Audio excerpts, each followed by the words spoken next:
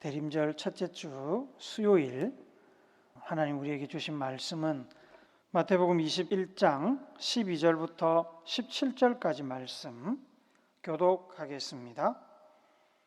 예수께서 성전에 들어가사 성전 안에서 매매하는 모든 사람들을 내쫓으시며 돈 바꾸는 사람들의 상과 비둘기 파는 사람들의 의자를 둘러 엎으시고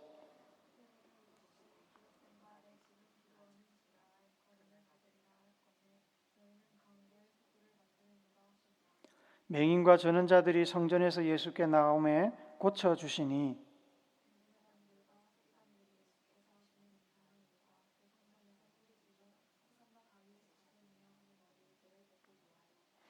예수께 말하되 그들이 하는 말을 듣느냐?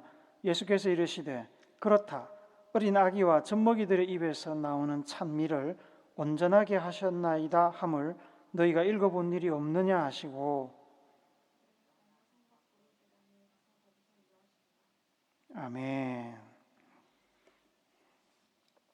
장모님께서는 뇌출혈로 쓰러지신 후에 줄곧 요양병원에 누워 계시다가 몇 년 전에 순천에서 돌아가셨습니다. 돌아가셨다는 소식을 들었지만 코로나가 극성을 부리던 때라 제대로 얼굴도 뵙지 못하고 장례식장으로 시신을 옮긴 뒤에야 뵐 수 있었습니다. 장모님의 장례식을 위해 전에 드러났던 상조회사에 연락을 했습니다.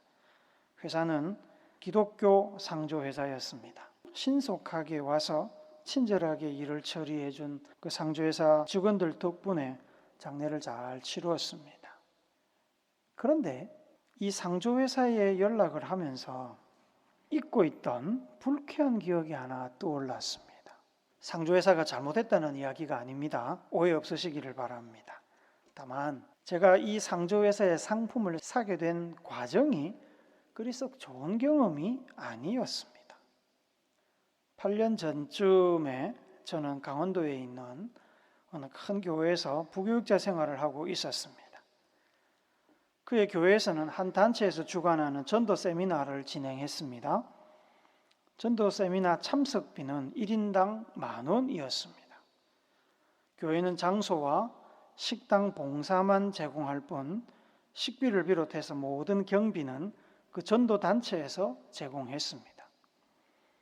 참가비 10,000원을 받고 강사료, 행사 준비비, 식사비, 일간신문 광고비 등을 모두 전도단체에서 부담했습니다.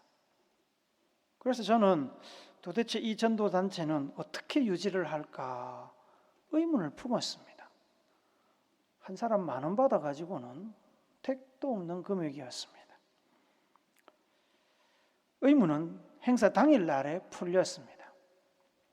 오전 강의를 거의 마칠 즈음에 진행자가 나오더니 점심시간 직전에 한 10분, 15분 시간을 내서 광고 시간을 가진다고 했습니다.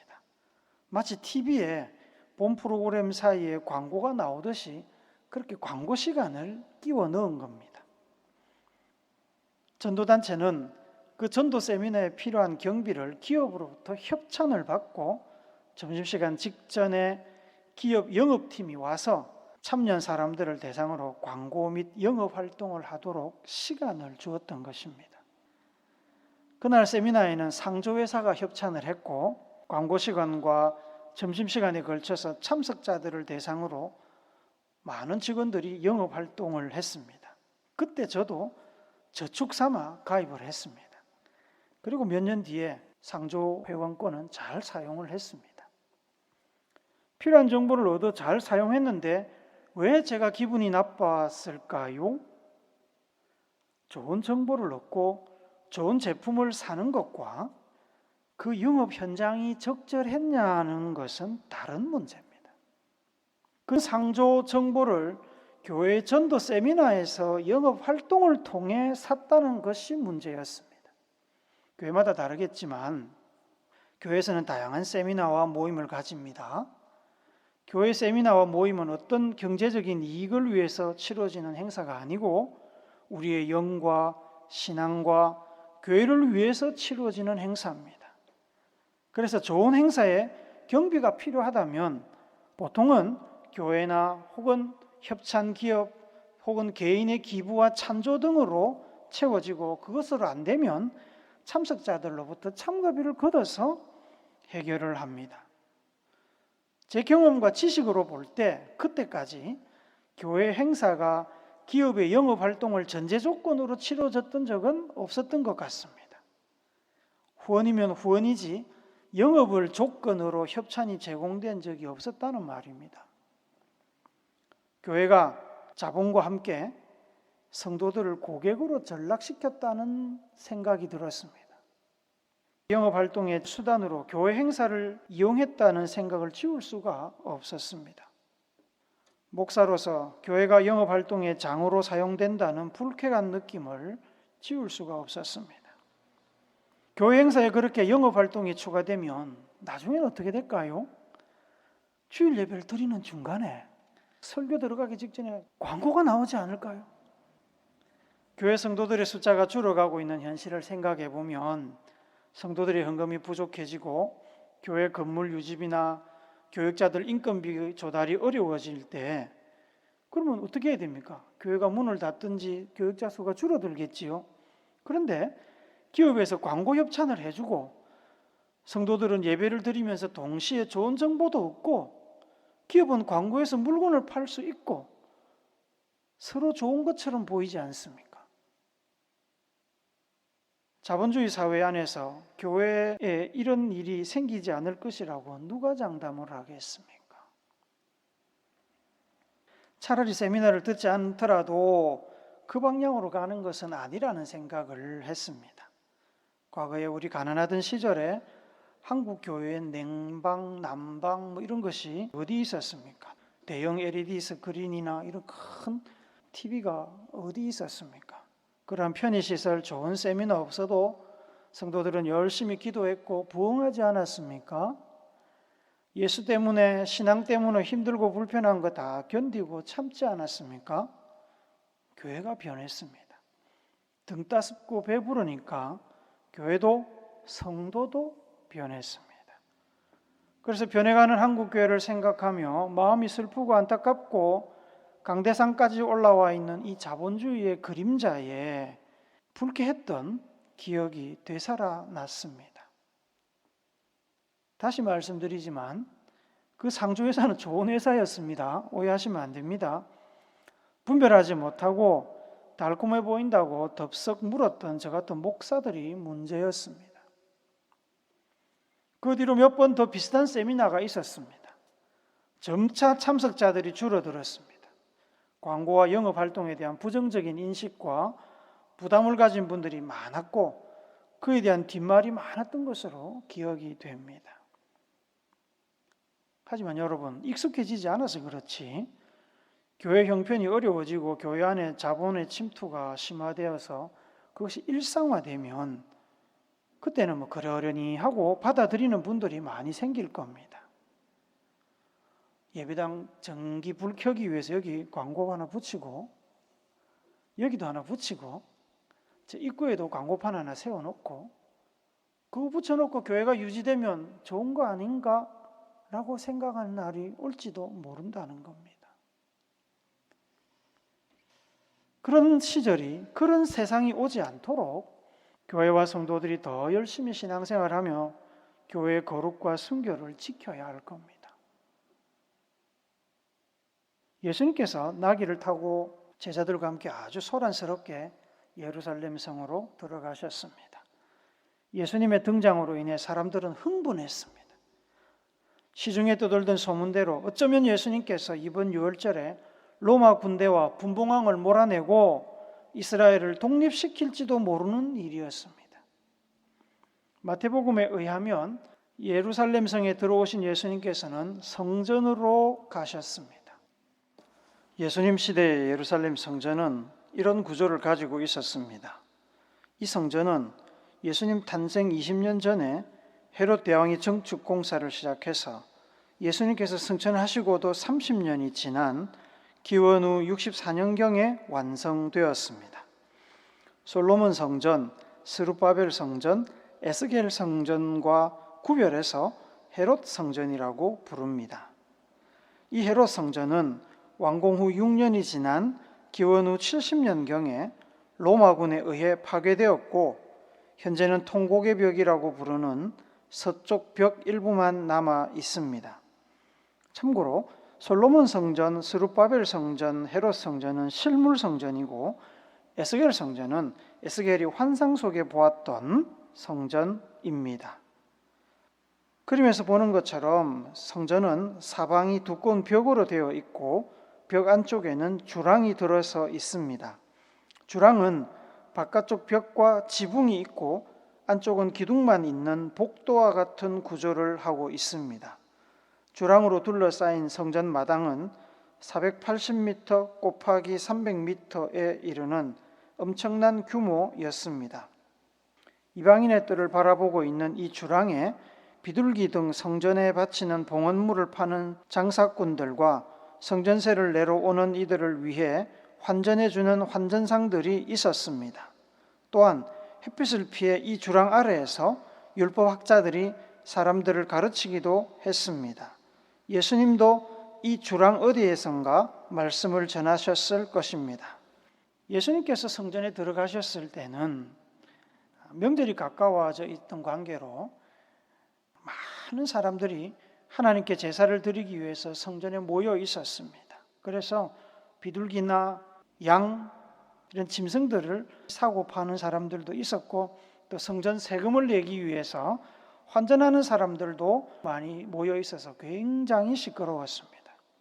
예수님께서 그 광경을 보시며 화를 내셨습니다. 매매하는 사람들을 내쫓으시고 그들이 차려놓은 매대를 둘러 엎으셨습니다. 그렇지 않아도 많은 사람으로 시끄러웠는데 예수님의 그와 같은 행동으로 인해서 그곳은 더욱 소란스러워졌습니다. 예수님께서 소리치셨습니다. 마태복음 21장 13절 말씀 세 번역으로 한번 같이 봅시다. 시작. 그들에게 말씀하셨다. 성경에 기록된 바 내 집은 기도하는 집이라고 불릴 것이다 하였다. 그런데 너희는 그것을 강도들의 소굴로 만들어 버렸다. 성전은 거룩하신 하나님께 제사를 드리고 하나님을 만나는 장소입니다. 성전은 하나님께서 머무시겠다고 약속하신 거룩한 장소지요. 하나님을 만날 수 있는 곳으로 기대되는 하나님의 집이었습니다. 하나님께 제사를 드리고 하나님의 음성을 듣는, 오늘날로 이야기하자면 하나님께 예배드리고 기도하는, 하나님과 소통하는 교회와 같은 장소였습니다. 그 집 앞마당에 장사꾼들이 득실거리고 있었습니다. 그 장사꾼들은 대제사장의 허락을 받고 백성들의 편의를 제공하기 위해서 그곳에서 장사를 하고 있었습니다. 사람들이 멀리서부터 양과 염소, 비둘기와 같은 봉헌물을 끌고 오려면 얼마나 힘들겠습니까? 생각을 해보세요. 외국에 살던 사람들이 그 외국에서부터 양을 끌고 올 수 있습니까? 그래서 백성들의 수고를 덜어주기 위해 성전 입구에서 제사에 쓸 수 있는 흠없는 짐승들을 사고 팔 수 있게 허락을 한 것입니다. 또한 성전에 쓰이는 동전은 일상에서 쓰이는 동전과 달랐기 때문에 반드시 환전을 해서 성전에서 만든 동전만으로 예물을 드리거나 세금을 낼 수 있었습니다. 환전상들은 제사장들로부터 성전 동전을 받아서 일반인들에게 바꾸어 주고 있었던 겁니다. 이렇게만 보면 짐승을 파는 사람들이나 환전상들이 좋은 일을 하는 것처럼 보입니다만 사실 그렇지는 않았습니다. 백성들의 수고를 덜어주고 성전의 업무를 원활하게 해주는 귀한 일처럼 보였습니다만 처음에는 그렇게 시작했을지도 모릅니다. 그러나 문제가 그렇게 단순하지 않았습니다. 성전 관리자들은 성전 안에서 봉헌물을 파는 사람들로부터 물건을 구매하지 않으면 재물을 받지 않았습니다. 반드시 그곳에서 사도록 했습니다. 환전도 마찬가지입니다. 다른 곳에서 구할 수 없었습니다. 그러다 보니 독점권을 가진 상인들이 폭리를 취하고 있었습니다. 성전 관리자들은 상인들로부터 상납금을 받았고 상인들은 상납금을 내고 자신들도 이익을 챙겨야 되니까 더 많은 이익을 남기기 위해서 봉헌물을 비싸게 팔고 비싸게 환전해 주었습니다. 그래서 예수님께서 그들을 향해 강도라고 부르신 겁니다. 칼을 들지 않았지만 강도나 다름이 없었습니다. 하나님 성전 마당에서 상납금과 폭리를 취하며 사익을 챙기는 것을 지켜보시면서 예수님께서 분노하셨습니다. 예물을 드리는 일은 거룩한 일인데 그 거룩한 일을 이용해서 사람들이 성전에서 이익을 챙기고 영업활동을 하고 있었습니다. 거룩한 하나님의 집을 영업활동의 장터로 만들어버린 겁니다. 솔로몬 왕이 성전을 건축한 직후에 성막에 있던 언약궤를 지성소로 옮겼습니다. 그때 상황을 열왕기상 8장 10절 11절에 이렇게 기록하고 있습니다. 같이 한번 읽어봅시다. 시작. 제사장이 성소에서 나올 때에 구름이 여호와의 성전을 가득하며 제사장이 그 구름으로 말미암아 능히 서서 섬기지 못하였으니 이는 여호와의 영광이 여호와의 성전에 가득함이었더라. 하나님의 법궤를 지성소 안에 넣어놓고 나오니까 하나님의 영광이 가득했더라고.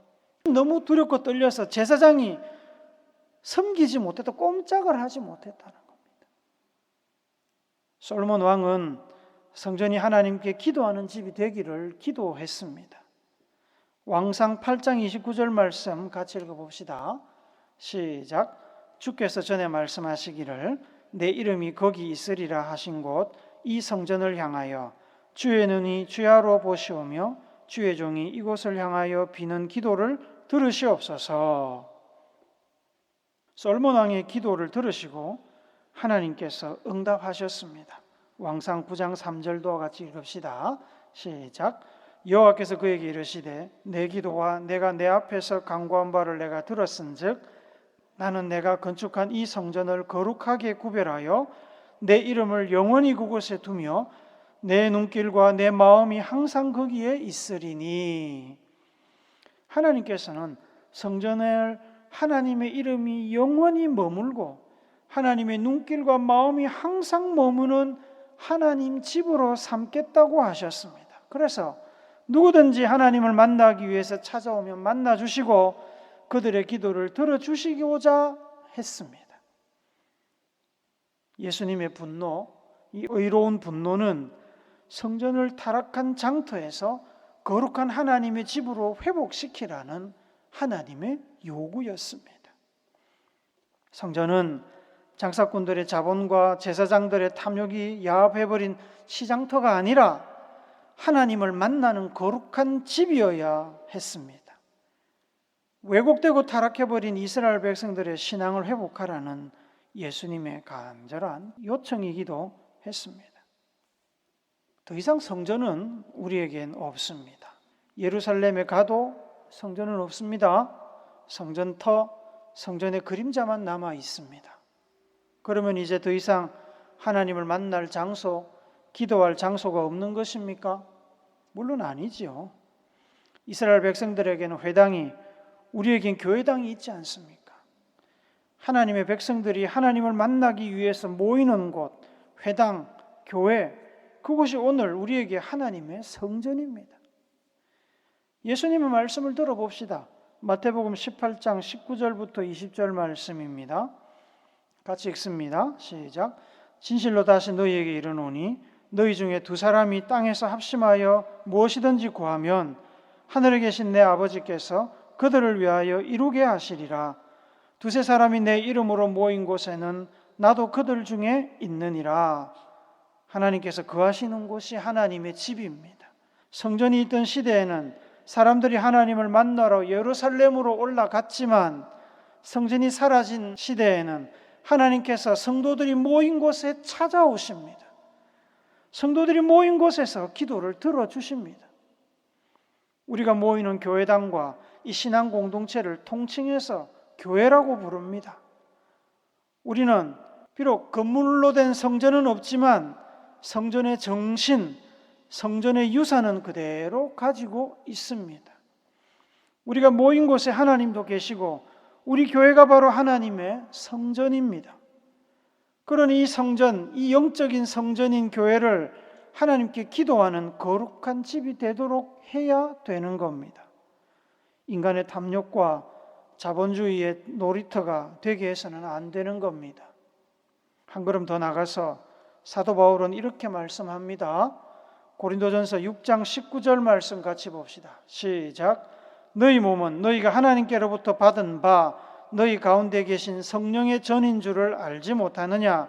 너희는 너희 자신의 것이 아니라 성령의 전인 줄을 알지 못하느냐? 예수를 그리스도로 믿는 우리의 몸이 성령의 전이라고 합니다. 성령이 함께 하시니 우리 몸이 성령의 전, 성전이 되는 겁니다. 우리 각자의 몸이 성령의 전, 성전이라면 우리는 우리 몸을 어떻게 관리해야 되겠습니까? 하나님의 집인 성전, 교회와 똑같이 관리해야 되는 겁니다. 거룩하게 관리해야 됩니다. 세상의 더러운 것, 세속적인 것으로 채워서는 안 되는 겁니다.